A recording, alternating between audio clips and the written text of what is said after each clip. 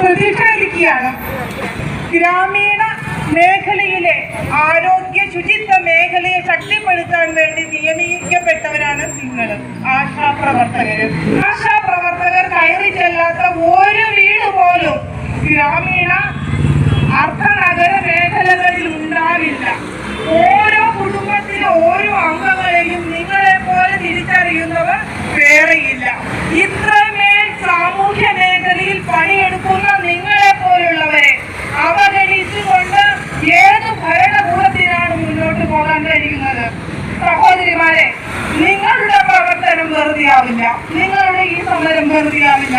കാരണം പൊതുജനത്തിന് അറിയാം നിങ്ങളുടെ ആവശ്യങ്ങളെല്ലാം അത്യാവശ്യങ്ങൾക്ക് വേണ്ടിയിട്ടുള്ളതാണെന്ന്. നമ്മുടെ ഭരണകൂടത്തിനൊരു പ്രത്യേകതയുണ്ട്. ഏറ്റവും അടിസ്ഥാന മേഖലയിലുള്ള ജനങ്ങളെ തിരിഞ്ഞു നോക്കിയില്ലെങ്കിലും പ്രശ്നമില്ലെന്ന് വിചാരിക്കുന്നതാണ് അതിൻ്റെ ഒരു സംവിധാനം.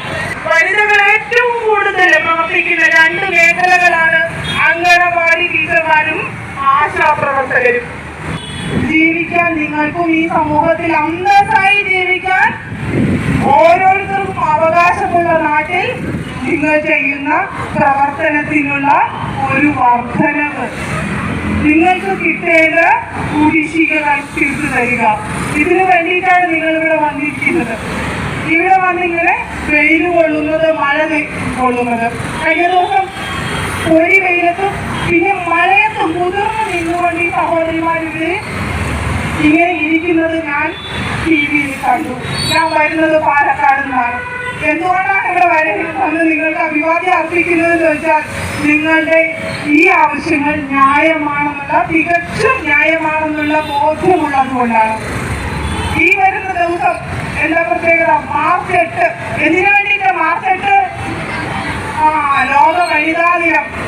ഈ ലോകത്തുള്ള വനിതകൾക്കെല്ലാം അന്തസ്സായി ജീവിക്കാനുള്ള സാമൂഹ്യ സുരക്ഷിതത്വം ഉറപ്പുവരുത്താൻ വേണ്ടി ഉണ്ടാക്കിയ ഒരു ദിനമാണ്. ആ ദിവസവും നിങ്ങൾ ഇവിടെ കുത്തിയിരിക്കേണ്ടി വരുന്നു. എത്ര വലിയ നാണക്കേടാണെന്ന് ഓർക്കുക. വനിതകൾക്ക് വേണ്ടി പ്രവർത്തിക്കുന്ന ഒരു വീട്ടിലൊരു കുഞ്ഞുണ്ടാവാൻ ആദ്യം അറിയുന്ന ആരാണ്? ആശാപ്രവർത്തകർ. ഒരു കുഞ്ഞ് ജനിക്കുന്നുണ്ടെങ്കിൽ ആ കുഞ്ഞ് വയറ്റിൽ തുടിക്കുമ്പോൾ ആരറിയും? ആശാപ്രവർത്തകരറിയും. ഒരു ഗർഭിണിക്ക് ആരോഗ്യ പ്രശ്നങ്ങൾ ഉണ്ടെങ്കിൽ ആരറിയും? ആശാപ്രവർത്തകരറിയും. ജനിച്ച് വീഴുന്ന കുഞ്ഞുങ്ങൾക്ക് എന്തെങ്കിലും പ്രശ്നമുണ്ടെങ്കിൽ ആരറിയും?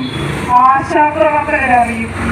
അങ്ങനെ ഒരു കുടുംബത്തിന്റെ ആരോഗ്യ മേഖലയുടെ അടിസ്ഥാന ഘടകങ്ങൾ തൊട്ടറിയുന്നു ആശാപ്രവർത്തകർ.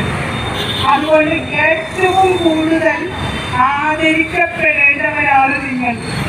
സമൂഹത്തിൽ ഏറ്റവും കൂടുതൽ ആദരിക്കപ്പെടേണ്ടവരാണ് നിങ്ങൾ. കാരണം ഒരു സ്ത്രീ ഏറ്റവും കൂടുതൽ ആദരിക്കപ്പെടുന്നത് നമ്മുടെ സമൂഹത്തിലായ എങ്ങനെയാണ്? അമ്മയാകുമ്പോഴാണെന്നാണ് പറയുന്നത്, അല്ലേ? മാതൃദേവോ ഭവ എന്ന് നമ്മൾ പറയുന്നത്. ഈ അമ്മമാര് മാതൃദേവോ ഭവ എന്ന് പറയണമെങ്കിൽ എന്തുണ്ടാവണം? അമ്മമാരുണ്ടാവണം. ഈ അമ്മമാരെ കാത്ത് സംരക്ഷിക്കുന്നവർ അതിലും മേലായിരിക്കണം, അല്ലേ?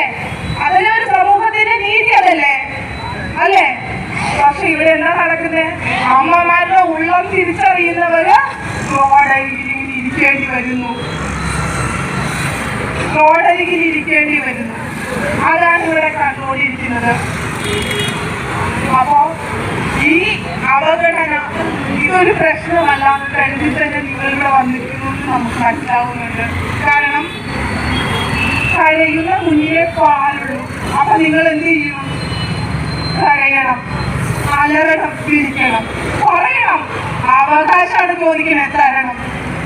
ഇത് ഞങ്ങളുടെ അവകാശമാണ്, നമുക്ക് ഇത് കിട്ടിയേ മതിയാവും. ഇത് കിട്ടിയിട്ട് ഞങ്ങൾ ഇവിടുന്ന് പോകും എന്ന് നിങ്ങൾ പറയണം. ഒരു സംശയം വേണ്ട, നിങ്ങൾക്ക് ഇതെല്ലാം കിട്ടും. നിങ്ങൾക്ക് എല്ലാവർക്കും ഈ പൊതുസമൂഹത്തിന്റെ പിന്തുണയുണ്ട്. ഞാൻ പറഞ്ഞല്ലോ, നിങ്ങളുടെ സമരം ന്യായമാണ്, നീതിയുക്തമാണ്. അതുകൊണ്ട് നിങ്ങളെ ഈ പൊതുസമൂഹം കൈവിടില്ല. വളരെ വളരെ ചെറിയൊരു തുക വർദ്ധിപ്പിക്കാൻ വേണ്ടി പറയുമ്പോ അത് മൈൻഡ് ചെയ്യാതെ പോകും. അപ്പൊ നമ്മളെന്ത് ചെയ്യണം? വിളിക്കണം, ഞങ്ങളിവിടെ ഇരിപ്പുണ്ട്, ഞങ്ങൾക്ക് ഇവിടെ ജീവിക്കണം, ഞങ്ങളുടെ കുടുംബങ്ങൾക്ക് ജീവിക്കണം, ഞങ്ങളുടെ പ്രവർത്തനത്തിന് മാന്യത വേണം, ഞങ്ങളുടെ കഷ്ടപ്പാടിന് വില വേണം, ഞങ്ങളെ പരിഗണിക്കണം. ഇത് പറയാനായിട്ട് നിങ്ങൾ യാതൊരു മടിയും വേണ്ട, ഒരു മടിയും വേണ്ട. കാരണം ഞങ്ങൾ ഉൾപ്പെടുന്ന പൊതുസമൂഹം നിങ്ങളോടൊപ്പം ഈ സമരത്തിനോടൊപ്പം ഉണ്ടാകുമെന്ന് ഞാൻ ഉറപ്പു നൽകുന്നു. എൻ്റെ പേര് രേഖ വരമുദ്ര. ഞാൻ സ്വദേശി ജാഗരൺ മഞ്ചിന്റെ സംസ്ഥാന മഹിളാ പ്രമുഖാണ്. ഞാൻ എൻ്റെ സംഘടനയുടെ എൻ്റെ വ്യക്തിപരമായ പിന്തുണ ഈ സമരത്തിന് അറിയിച്ചുകൊണ്ട് എൻ്റെ വാക്കുകൾ ചുരുക്കുകയാണ്.